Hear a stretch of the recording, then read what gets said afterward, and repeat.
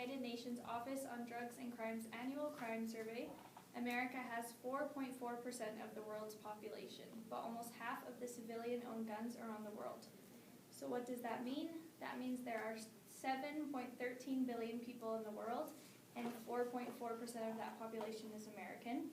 There are 644 million guns owned in the world, and 42% of those guns are from America alone. Here are some more statistics on gun violence in the United States, according to the United Nations Office on Drugs and Crime. America has 6 times as many firearm homicides as Canada and 15 times as many as Germany. In December 2012, a 20-year-old man walked into Sandy Hook Elementary and shot 20 children and 6 staff members.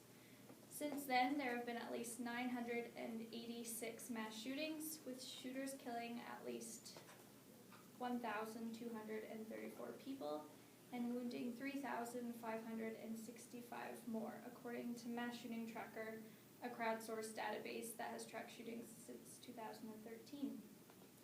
Broadly speaking, the term mass shooting refers to an incident involving multiple victims of gun violence, but there is no official set criteria or definition for a mass shooting, according to criminology experts and FBI officials.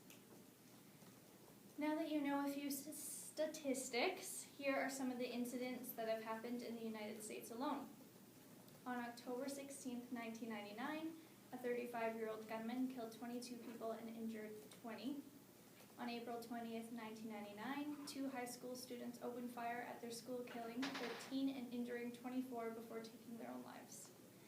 A 23-year-old opened fire at the Virginia Tech campus in 2007, killing 32 and injuring 17. He then took his own life. A 24-year-old injured 58 people and killed 12 in 2012 during the premiere of The Dark Knight Rises. The Sandy Hook incident that happened in 2012 that was mentioned above. In 2015, 9 people were killed at a historic African-American church. And on October 1st, a gunman shot and killed 8 fellow students and teachers due to their religion. He then took his own life after firing shots at deputies. This is a very small list.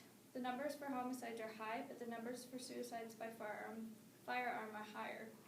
In 2013, the last year for which the CDC, Centers of Disease Control and Prevention, provides numbers saying that 21,175 people committed suicide by firearm, while 11,208 people died in gun homicides.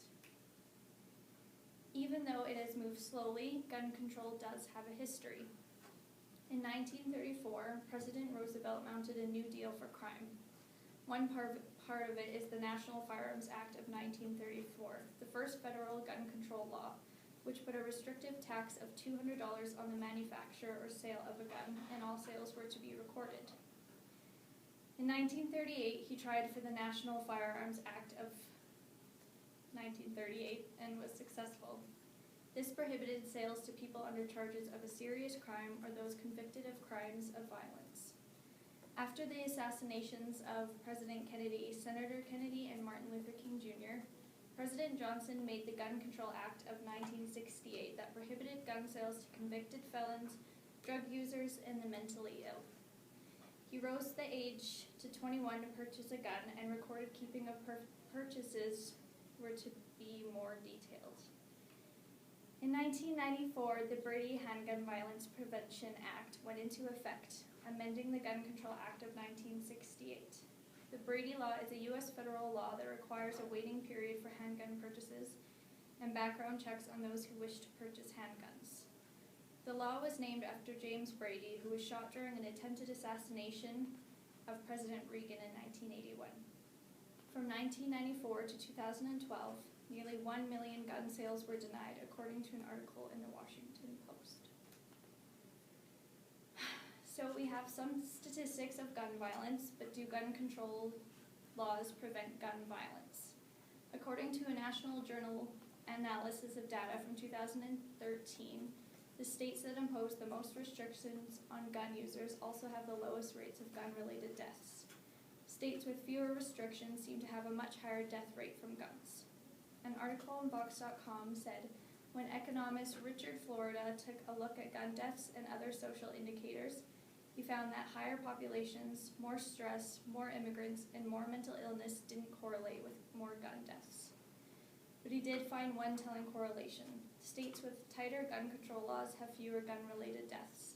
The point of these statistics and incidents is not to scare anyone, but to educate people. Do you think gun violence is a real issue, and do you think gun control is for better or for worse? That's all I have.